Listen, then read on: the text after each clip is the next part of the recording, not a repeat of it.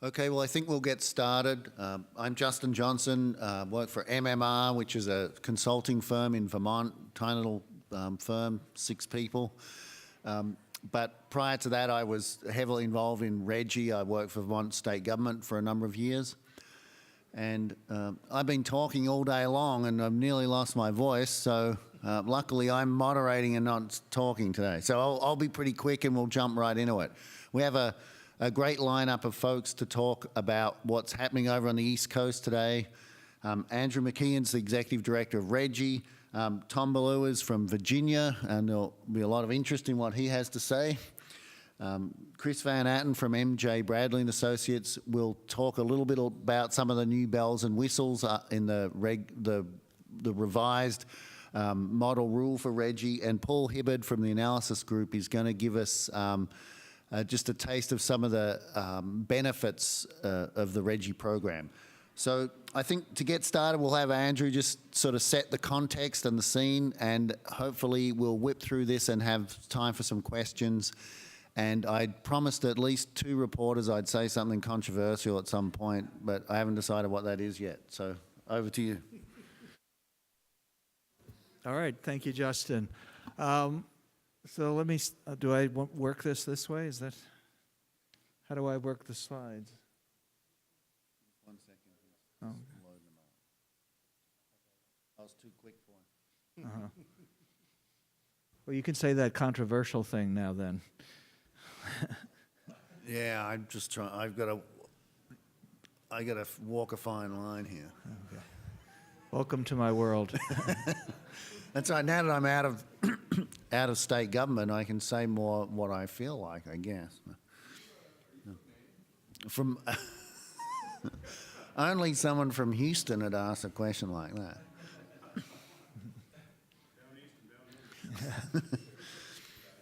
Okay, well, I think we're ready to go. So. Okay. I push the green button. Is that how it works? So my name is Andrew Mckeon. I'm Executive Director of the Regional Greenhouse Gas Initiative, Inc. And just wanted to remind you all, I was at a talk this morning called West Side Story. Well, this is East Side Story. This is about, this picture looks a lot like, in grade school when we studied American history, the 13 original colonies. This is sort of who we are. We're actually 11 of those 13 are in that picture right now. And much like the history of the United States, compliance markets for CO2 started here as well. Just want to keep reminding people that this is where it sort of all began. Well, we also understand that California is the 6th largest economy in the world if it were its own country. The RGGI 9 states, the ones in green here, together have a GDP that is larger than California. And if states like Virginia and New Jersey were to also participate in the program, Virginia to begin participation and New Jersey to renew its participation, if that were to happen, RGGI 11 would be the 4th largest economy in the world after the United States, China, and Japan. So it's a very significant area. Again, first in North America, we're having our 4th quarterly auction in June. So a very successful program, and these reinvestment of auction proceeds are going into energy efficiency, renewable and clean energy, and that's a big part of driving down our emissions is this reinvestment of proceeds as we're doing. So RGGI in brief, utility sector, we're just the utility sector. We aren't economy-wide, so that's a big differentiator between us and the WCI program, for example. And it's for utilities that are 25 megawatt or greater fossil fuel fired utilities.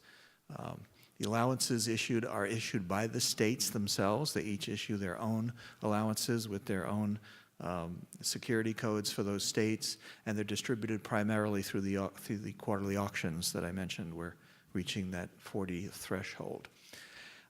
The allowances are fungible, so that means that any compliance obligation in any of the 9 states can be met with any allowance from any other state.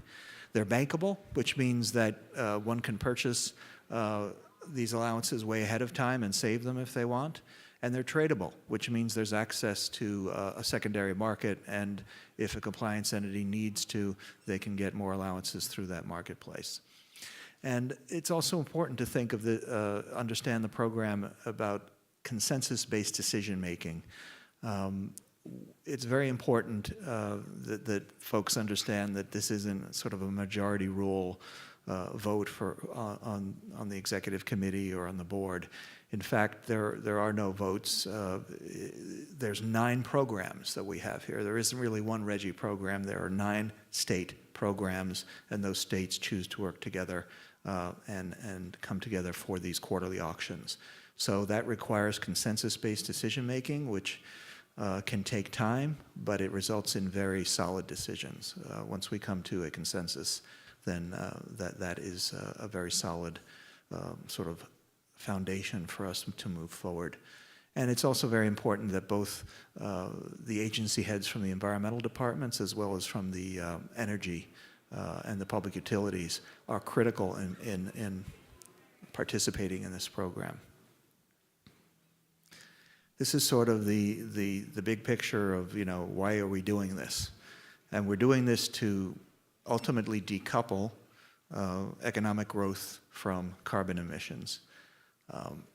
When we look at a graph like this, we see that,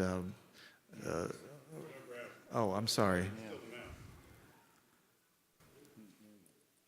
Oh, so you missed my last slide, but it was basically just some text. This is a better slide. So yeah, this is the dramatic showing of economic growth continuing while carbon emissions are being reduced. And one might ask, but is this really due to RGGI? I mean, we know that there's a lot going on in the energy sector and cheap natural gas and other factors such as emissions have been under the cap in RGGI for a lot of the time. So why do we think RGGI is a part of this? Well, one thing to think about is that we've decarbonized the utility sector 45% over the period. In the U.S., that's been happening at about 22%. So decarbonizing twice as fast as the rest of the country. And yes, there is cheap natural gas that's been a driver about this, and emissions have been below the cap. But what we're doing here is sending a market signal. You can't transform an economy without constancy of purpose. And the RGGI market signal is providing that constancy of purpose and becoming an organizing principle for the electric utility sector to organize around. Recently, we just came out of a program review, which actually went almost 2 years. In looking at our program, we had actually thought that oh, I'm sorry, keep forgetting to advance the slides. Am I good? Okay. Yeah, so we just came out of program review, and in that, we're continuing to send that market signal, an additional 30% decline in the cap from 2020 to 2030, and then new and updated program elements. We're adding something called the Emissions Containment Reserve, and I believe Chris will talk a little bit more about that in detail. Modifications are being made to things like our Cost Containment Reserve, and we're also going to have a post-2020 adjustment for the bank of allowances that are out there. So a very important and critical, and given the times that we were in, to get all these 9 states with very different sort of political structures in place to all agree to this is, I think, quite an accomplishment. So in terms of looking forward, one of the things is looking at the potential for new states to participate in the program. I know people talk about joining RGGI or linking to RGGI. Really, you can't join RGGI, but you can participate in our program. And I know Tom will be talking a little bit about what Virginia's been moving towards in that regard. And then ultimately, the program is moving forward. We've got a program that works very well and sort of reminds me of the ancient African proverb of, if you want to go far, go together. And RGGI's model is sort of emblematic of that thinking. We're going far and we're working together. So that's it. Thank you. Thanks very much. What I thought we'd just whip through the speakers and then hold the questions, but if you have a burning sort of clarification, feel free to ask it. Otherwise, we'll move on. We'll move on to Tom and learn a little bit about Virginia, the exciting new stuff. And I too have to rely on the crutch of slides. Unfortunately, I can't get away from it sometimes. But while I wait for them to come up, my name is Tom Beaulieu, and I bring you greetings from Virginia. Very happy to be here. I'm very happy to talk about where we're going in terms of a trading program and the possibility of linking to other trading programs. I'm going to also reminisce a little bit about what we heard this morning, or what some of us heard this morning was, to some degree, it's been odd for Virginia to be talking about Virginia in the context of climate change action for a while. We have not been that forward in the past for a number of reasons. But times are changing, and I think the indication that we're here and we're talking about a trading rule show that. Just to give you a little background, and we also heard about politics this morning a lot. We have the same kind of local politics. We've had Democratic congressmen and Democratic governors for the last couple of rounds, but we have had a Republican-led legislature pretty much since the beginning of time. So that is kind of the lay of the land where we're at. So with that said, where we are going in terms of our particular trading rule is, this all began when the Clean Power Plan, depends on what words you want to use, started to be dismantled, demised, whatever wording you want to use for it.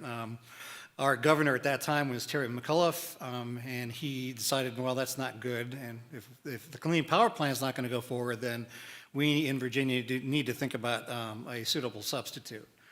So what came out of this first was an executive or an administration work group that was established through executive order. They had a bunch of meetings. They had a number of presentations, I think over like almost 100 some presentations from very many, a number of interest groups.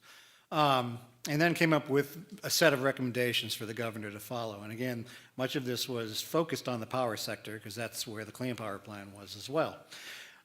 So what came out of this work group was an executive order from Governor McAuliffe called ED 11. Everybody knows it by ED 11. And basically what this order or this directive told my agency, the DEQ, to do was to develop a trading-ready regulation. The regulation should be able to be linked or interact with other trading programs that are out there. And of course, obviously, RGGI was the one obvious example of that that was out there at the time and is still out there. And the second thing it had to be, and I'll tell you why this is important, it had to be using existing statutory authority. And that was basically because we determined that yes, we had, through our Attorney General, that yes, indeed, we had authority to establish this trading program for carbon. But that we didn't necessarily have authorities for some of the other things that some of the other RGGI states do, and I'll mention why that's important in a minute. So we developed this rule, and much of the rule was based on the RGGI model rule, the latest RGGI model rule, and I will give kudos to Andrew and RGGI Inc. and to the other RGGI states who were very helpful in having us get to the point we are now with a proposed rule that indeed appears to be, for the most part, workable, both in Virginia and... Always happy to help, Tom. Thank you. So we went out, we had this proposed rule, we went to what we call our Air Pollution Control Board, which is our statutory citizens board that approves DEQ regulations. They approved it to go out for public comment. It is currently still in public comment, actually, until next Monday. And we're getting all sorts of interesting comments. Which I'll expand on in a minute when I get to that next slide. So with that said, the basics of the rule are this. It's a carbon cap and trade program, and I know RGGI does not always like the trade part of that. Is more cap and invest, right? And I'll tell you why it's a little different for us. But the trading rule begins in 2020, which is in sync with the RGGI's next program, their Go 2020 to 2030 program. And it also is designed to reduce carbon emissions between those 10 years by 30% and an approximate 3% reduction annually, which is also in line with RGGI's pending program during that period as well. Again, trading rules are trading programs are trading programs. These aren't a whole lot different than the criteria pollutant trading programs we've been talking about.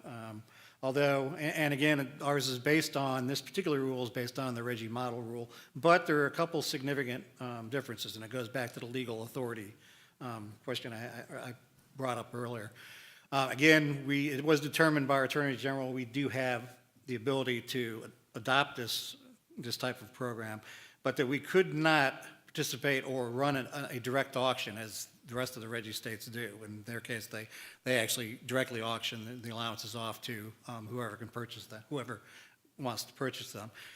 We could not do that because of the fact we did not have the existing authority to raise that revenue. We just basically, that it did not exist in DEQ statutory authority. Therefore, our workaround for that is that we will actually be allocating the allowances under the program to the regulated community, that is, to the sources that are covered by the program.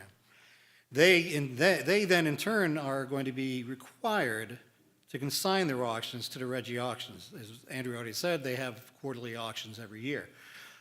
So we will basically make our regulated sources consign those auctions during those quarterly RGGI auctions. So in other words, and people seem to be sometimes confused by the consignment auction concept. Basically, it's nothing different taking your art or anything else, going to a consignment shop and having someone else sell it for you, and you get the proceeds back.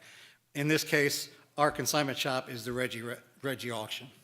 So that is how that's going to work. And the other key point to this, I guess, is that we are also going to have a fairly modest set aside for what we call demand reduction strategies, and really is mostly energy efficiency types of programs that would be administered by our sister agency who runs our energy program in the state. So with that said, and again, we're in public comment process right now. There's some interesting things going on. We've got a couple issues that are emerging that we didn't really expect. The one we did expect was actually the setting of our initial budget. And there's been a lot of discussion about that through the commenters, through our regulated community, and elsewhere.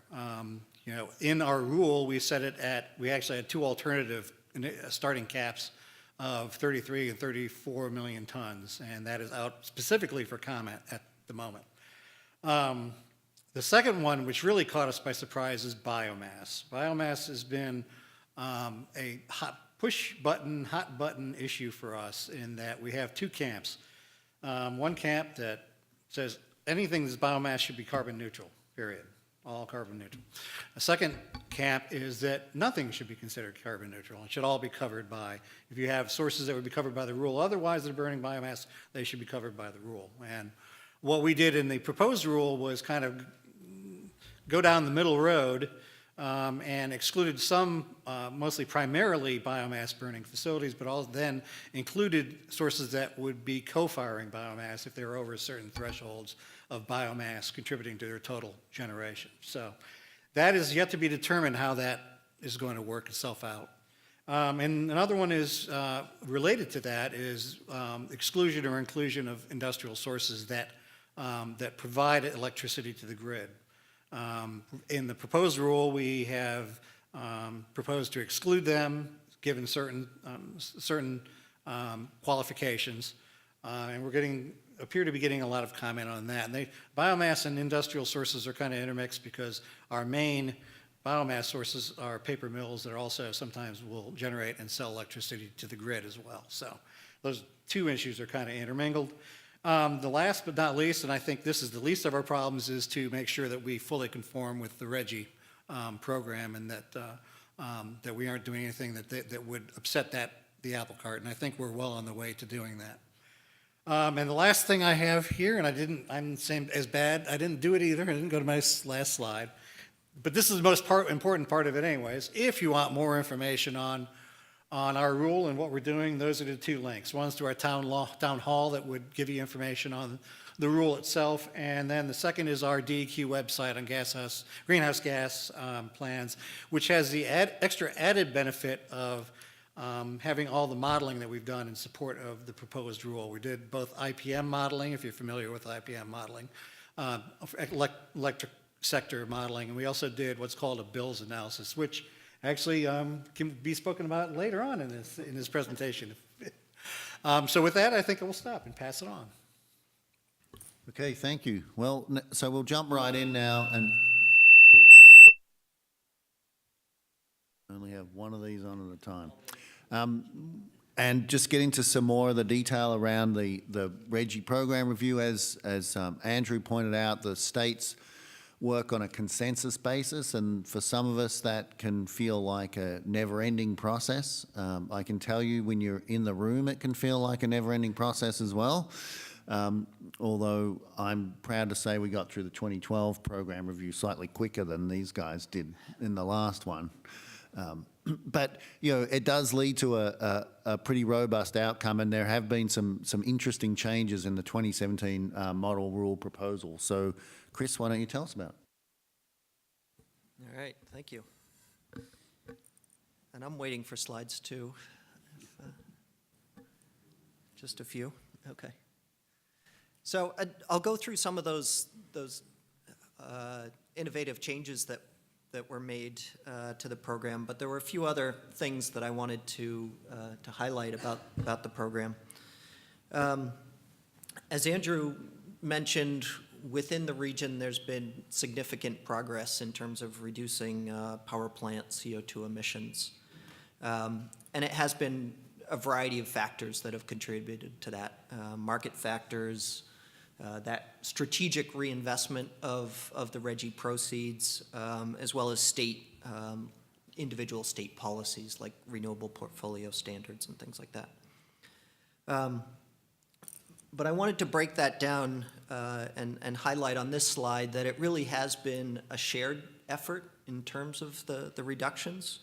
The RGGI program spans 3 power markets, the New England power market, the New York ISO, and I'll say a sliver of the PJM market with Maryland and Delaware. And you'll see overall 30% reduction in this time frame from 2012 to 2017, but also reductions within each of those regions, sub-regions within RGGI. New York and New England are about the same size in terms of CO2 emissions, and then the mid-Atlantic states account for the remaining 25%. With Virginia joining, Virginia would be the largest RGGI state in the program. Or not joining, linking. Participating, okay. There you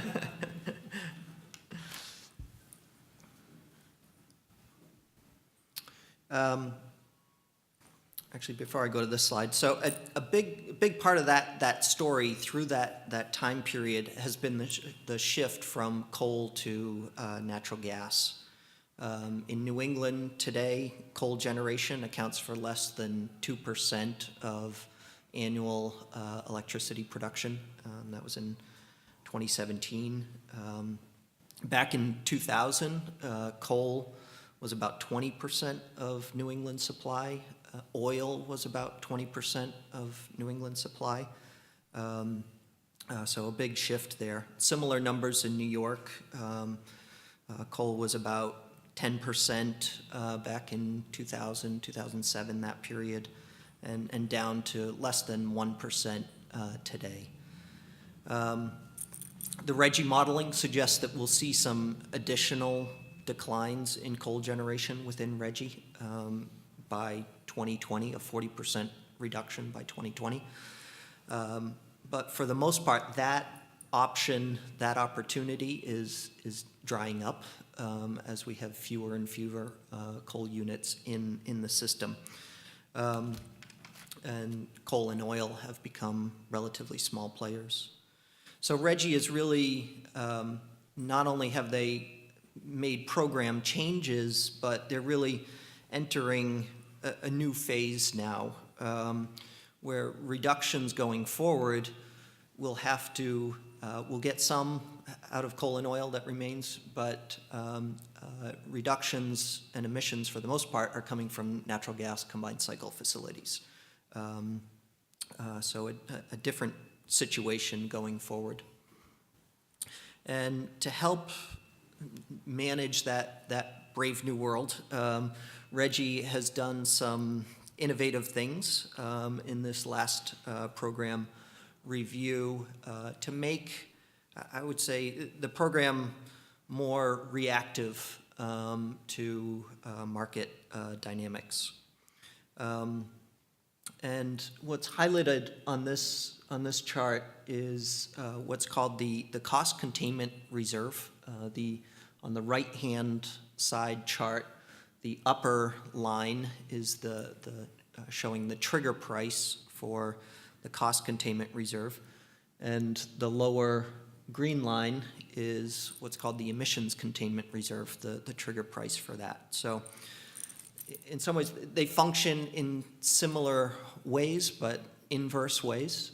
So they both have a trigger price, and the cost containment reserve provides additional allowances when auction prices exceed the trigger levels. And the emission containment reserve works the opposite way. If allowance prices in the auction go below the trigger level, allowances are taken out of the system and placed into a permanent reserve, effectively taken out of the market. These are soft price caps, and they're soft because they don't place absolute price limits, either above or below, because they're only dedicating a limited pool of allowances, 10% of the cap, to each of these functions. So they will have a moderating effect in terms of either raising prices or depressing prices, but not a firm limit. The last line at the bottom there of that chart, the reserve price, is a feature that continues in RGGI. That is a hard floor. So allowances will never sell from the auction below that reserve price. And that's $2.15 in 2017, I think, and then ramps up very, very gradually. So that applies to all allowances sold in the auction. And, you know, there was, if you were there for some of the opening sessions, there was talk about what's better, a carbon tax or a cap and trade system. I see this as a bit of balancing that. So a carbon tax gives you that absolute price certainty. These mechanisms, combined with a cap and trade system, will tend to keep prices within a defined range, a defined zone, allowing for the cost savings that come if the system is able to comply more easily than expected, but also maintains some control over pricing.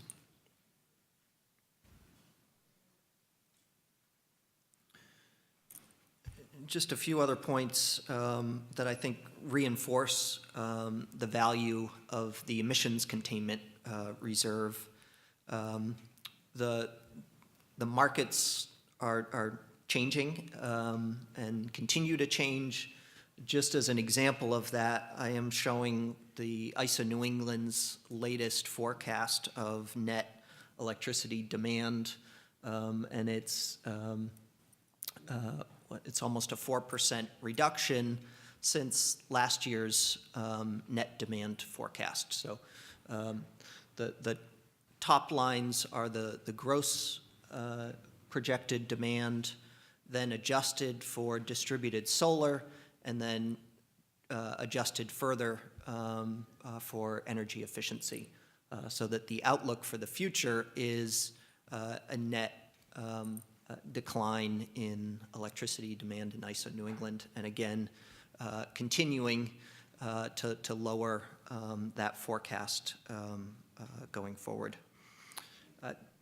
This dynamic, the low price of natural gas, is putting a lot of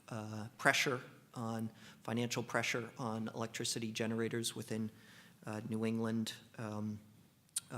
2017 was the lowest wholesale electricity prices, second lowest after 2016 for ISO New England.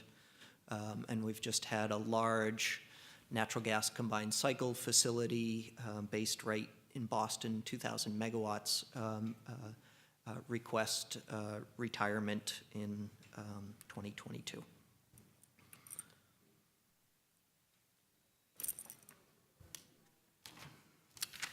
The other dynamic that we have occurring in the RGGI states are various state policies that are being adopted that effectively interact with the RGGI program. So for various reasons, state policies have been adopted, such as Massachusetts is implementing its own cap-and-trade program for electric generating sources, so they can meet their state-specific commitments. I'll maybe keep Paul from saying anything about this. I know he has strong feelings about it, but when you create a cap-and-trade program within a cap-and-trade program, the result is to shift generation to other parts of the market. But so just one of the types of programs interacting with RGGI going forward. There have been legislation passed in Massachusetts and Maryland aimed at getting offshore wind developed. So Massachusetts Energy Diversity Act requires companies to enter into long-term contracts for 1,600 megawatts of offshore wind. As those resources come online, they will have an impact on the RGGI market and RGGI prices. Again, having that emissions containment reserve in place to the extent that the region is very successful in implementing all of these initiatives, the states may be very glad that they have that in place as these other policies are going into effect. Yeah. No. Good afternoon, everyone.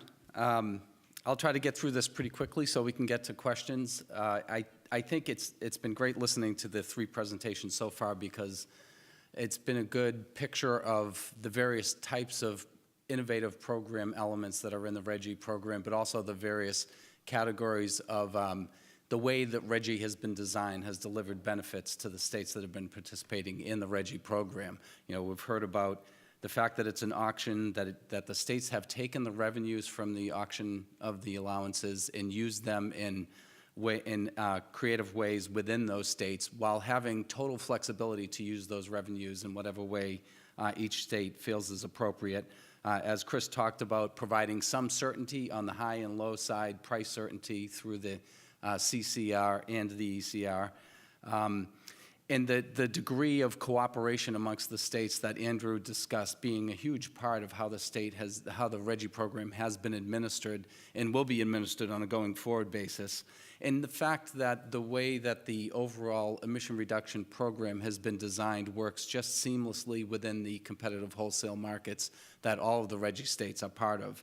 I mean, a lot of features that weren't really anticipated as being so important for program administration 10 years ago have been very important as the program has been administered. And so the RGGI program has gone through 3 different compliance periods. There are 3 compliance periods. So at this point, we're through about the first decade of implementation of RGGI. And after each of the first 2 compliance periods, as Andrew mentioned, there have been these comprehensive top-to-bottom reviews of the programs, and in both cases, significant adjustments, both to the cap levels and to particular features of how the program is implemented over time. And we know that all of these things are accomplished or are designed to provide emission reductions for carbon dioxide, and that the real purpose of the RGGI program is to mitigate the risks, the social, the economic risks associated with climate change through that continuously declining cap on carbon emissions. That's the purpose.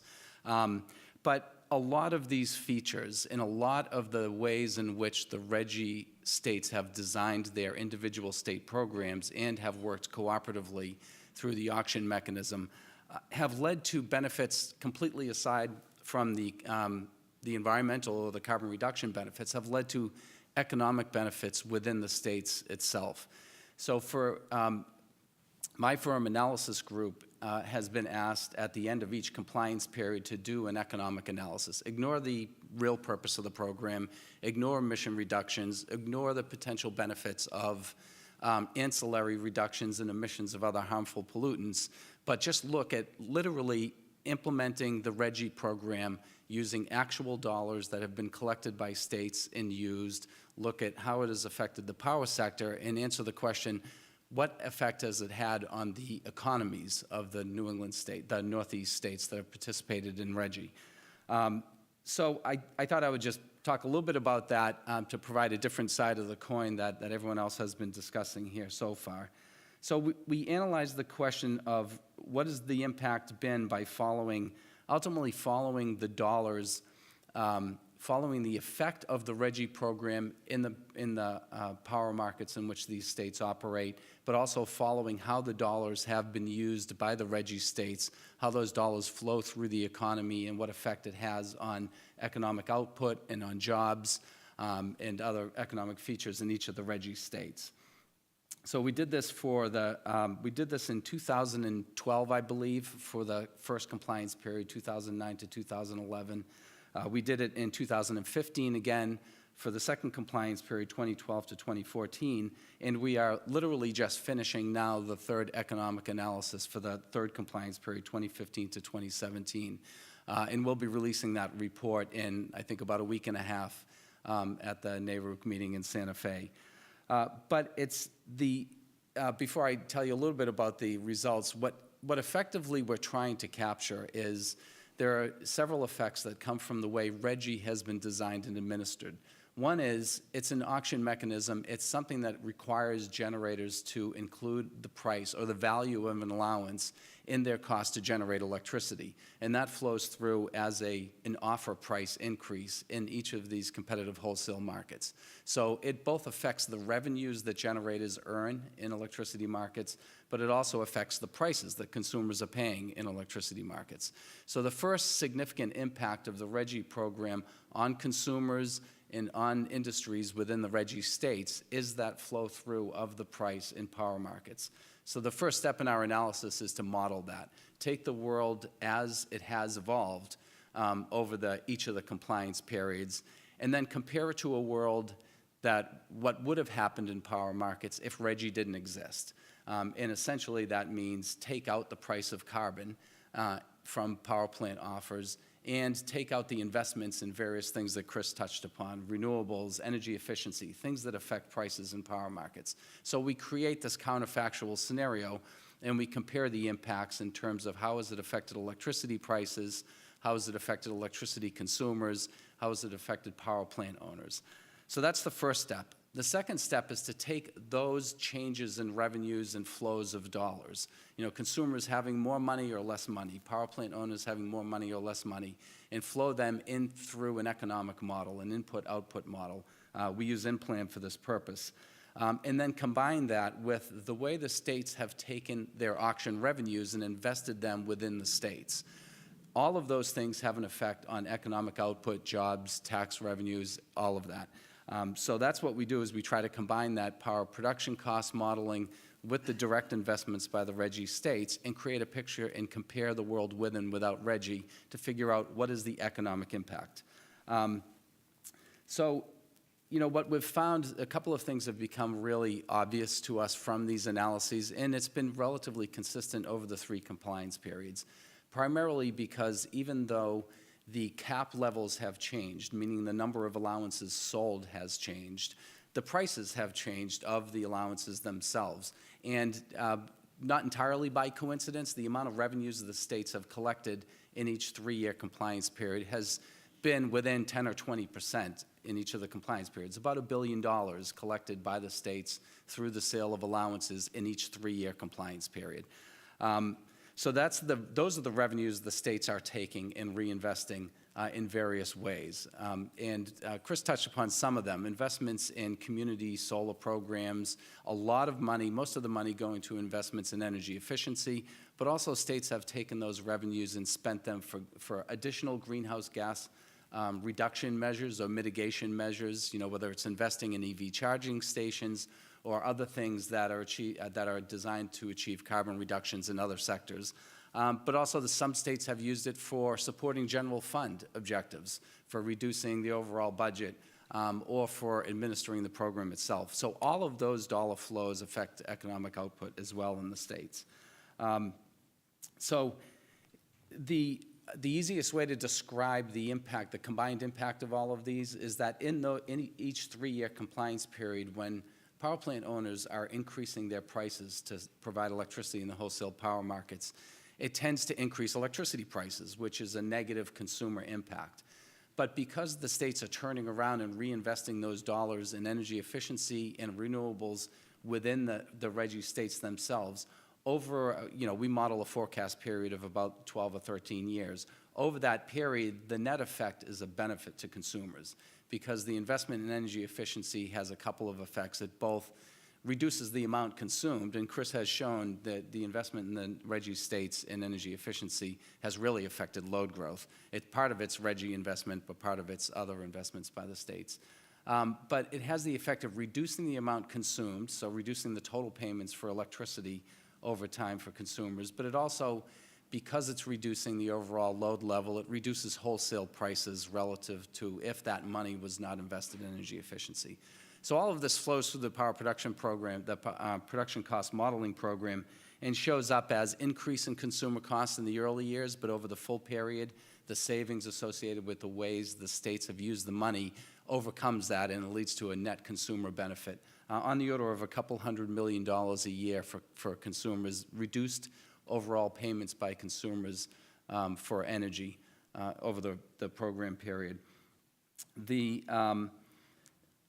Another major effect is that because the states are investing in energy efficiency and renewables and reducing consumption, the Northeast states, by and large, particularly New York and New England states, all of their fossil fuels to generate electricity come from outside the region. So you can imagine if you're paying less outside the region for importing fossil fuels, but you're investing dollars within the states, that actually has a really strong positive economic impact on the states within the RGGI region. And so there's less money flowing out of the region to meet electricity demand and more money being spent within the region.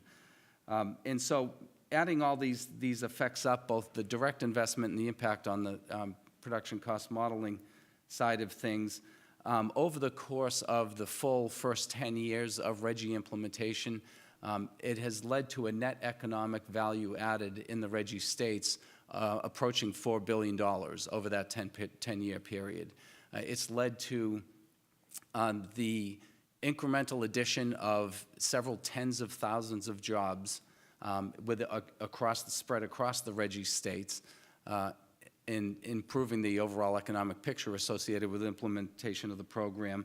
And it overall has, as I mentioned, saved consumers in their energy bills, both electricity and to a smaller extent their thermal energy bills, on the order of a couple $100 million, or actually almost getting to $1 billion over the course of the full 10-year period. So just to wrap up really quickly, all of this is because of the certain key decisions the RGGI states made when they first designed the program, which was, even though each state could do whatever it wanted with its allowances, it could consign them as Virginia is considering, it could give them away to power generators, or it could put them in the auction. Virtually all of the existing RGGI states decided to put almost all of their allowances into the auction, take those revenues, reinvest them in certain ways that meet energy and economic and environmental policy goals. And those are the key decisions that have not only do you have the whole environmental context of a cap on emissions that has declined over time, and the cap itself has contributed to reductions in emissions, but you have a strong economic benefit associated with implementation of the program. And so we will, as I mentioned, we'll be putting these results out in a couple of weeks, but it really has been a bit of a remarkable achievement it's never been obviously an economic measure, but for the RGGI states, it has been a strong economic benefit in addition to helping achieve energy and environmental policy objectives. So with that, let's stop. Okay, thank you. So we have about 10 minutes left, so we're going to, if you have questions, I'm going to start with two questions on the same topic, that's offset. So I just wondered, Andrew, whether you could touch on the changes to the offsets that were in the 2017 model rule proposal. And Tom, I'd just be interested to know what Virginia's thought is around offsets. So we'll start with Andrew. Yeah, we did actually take out two categories of offsets from in the updated model rule. One is for sulfur hexafluoride, SF6, and the other was for energy efficiency. And while those are important works, and certainly energy efficiency is something that we invest in at RGGI, neither one of those we felt were worth sort of the efforts the states would have to do in order to support those two offsets. So those two were dropped. We still have ag methane and a couple of other, I think, what are the other two or three we have? Forestry, right? Yeah. Yeah. So, so that there has been a reduction, but we still have those others left. And just to follow up on that, our proposed rule does not include the offset provisions, but it does include will include a provision to accept offsets from the other RGGI states as they see fit or as they issue them. But that is another thing or another issue of comment that we've already heard some differing opinions on. So we'll certainly be considering that to determine which way we might go in terms of the final offset provisions and the final rule. To be determined. Just one other comment on offsets is that we do have a hard time finding projects that are sort of worth doing given the current RGGI price. So that does make it very hard for project developers to consider RGGI. I was being optimistic about the price and the future with that question. Does anyone in the audience have a question, or I can keep going, but we'll turn it over to the audience.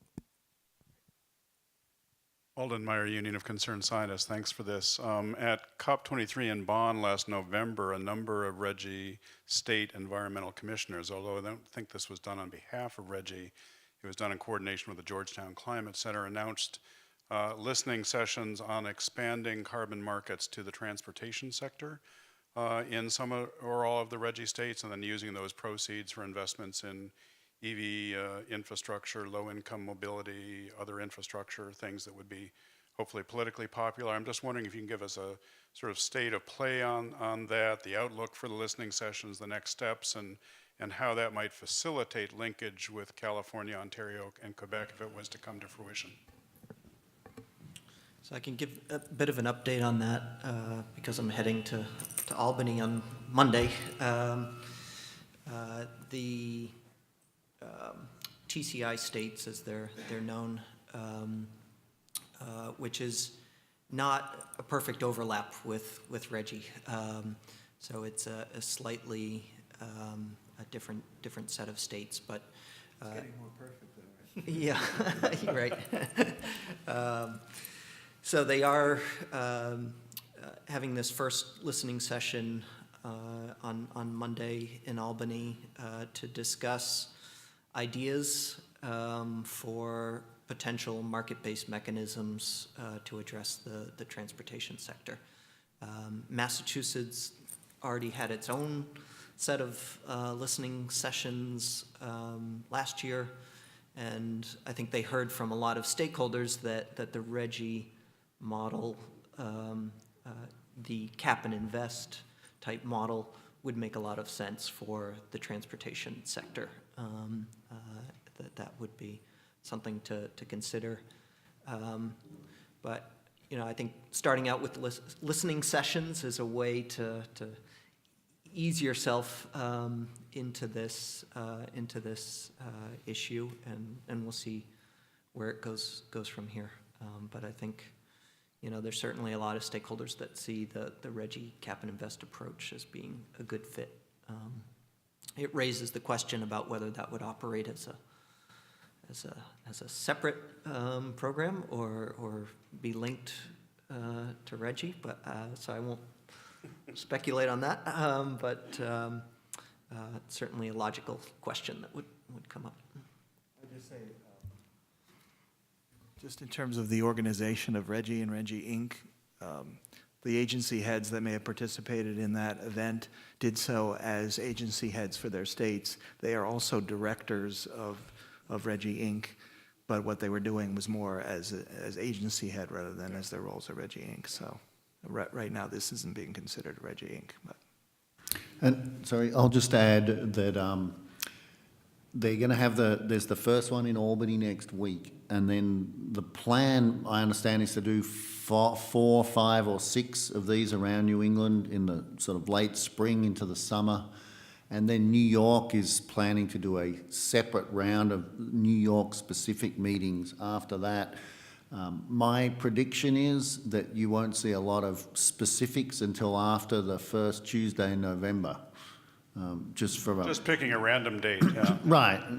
It's just for practical purposes, I suspect that that they will want to take some time to, and even next week, I don't think the listening sessions are about dropping a proposal and saying, what do you think? It'll be about what should this look like? What does a modern transportation policy look like? What specific items should be included in a system like that? Something that they can take back and sort of put some meat around and start to think about the policy. But I think it will be a conversation through this year, but I wouldn't expect anything really concrete to come out of it immediately.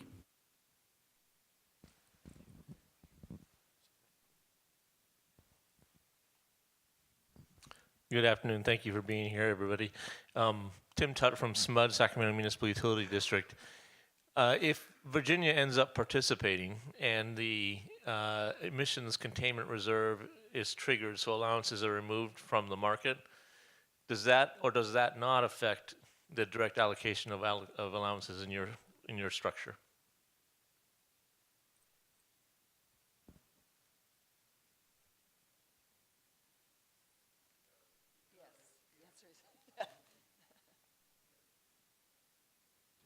And again, it kind of goes back to the whole thing where we were trying in our model rule, or in our proposed rule, excuse me, to be as consistent with the RGGI program as possible. That means we have cost containment reserve, we have emission containment reserve, and our proposed rule. So that being said, if either of those two were triggered, they will have an impact on how we implement the program.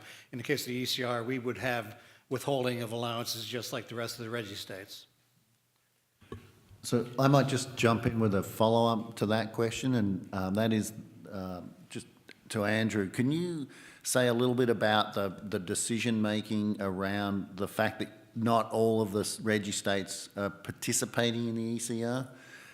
It seems that creates a situation where those states that are not included may get a benefit almost from an increased price if the ECR is triggered. No.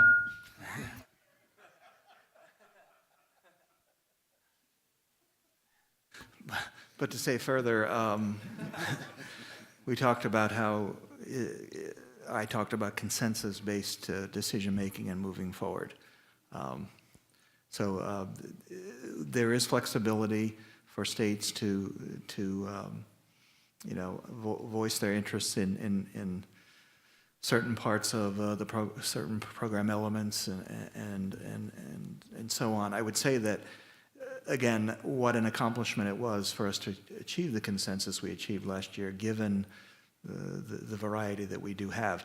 Now, the states that have said they have not yet committed to participating in the ECR doesn't mean that they won't. It just means that at the point that we came to consensus, they hadn't committed to it. So it is possible that they will.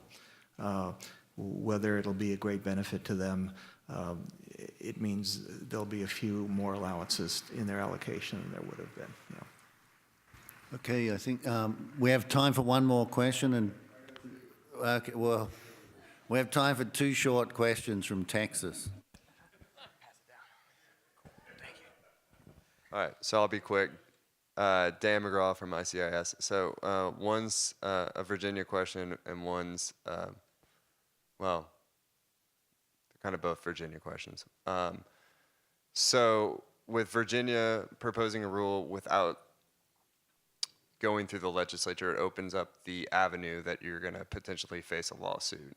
So one, for Reggie, how do you insulate yourself from the potential ramifications of having an entity that is facing legal uncertainty or a legal question? What mechanisms can you put in place to kind of protect or minimize the potential damage if Virginia were to face a legal decision that would knock them out of the program? And then the second is Reggie has a 25% purchase limit. And I think some other people have noted that there's the potential from the size of Dominion and some other entities that they might not be able to buy what they need at quarterly auctions.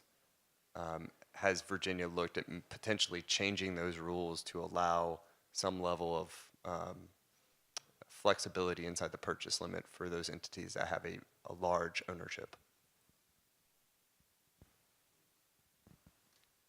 I'll start. Shock of all shocks, yeah, more than likely. You are correct. We will probably see. So it's quite possible we might see some litigation after the final rule is done. That doesn't inhibit our belief that we have the authority and that will be confirmed to adopt this regulation. So that we'll let the legal chips fall where they may, but that is our position on the rule, or we would not be going forward with it. The question of the 25% has been, we have heard that question, but we have not really come to any conclusion as to what we would do with the final rule, and as a result of that, we're thinking that some responses to our rule, the comments to our rule might give us some ideas of what people are thinking on that particular issue, but we have not come to any conclusion as to what we're going to, or whether we need to do anything in response to that particular issue. Excuse me? It is still an open question, yes. Okay, well, I think we're done. Saved by the time. It's a big red stop sign up here.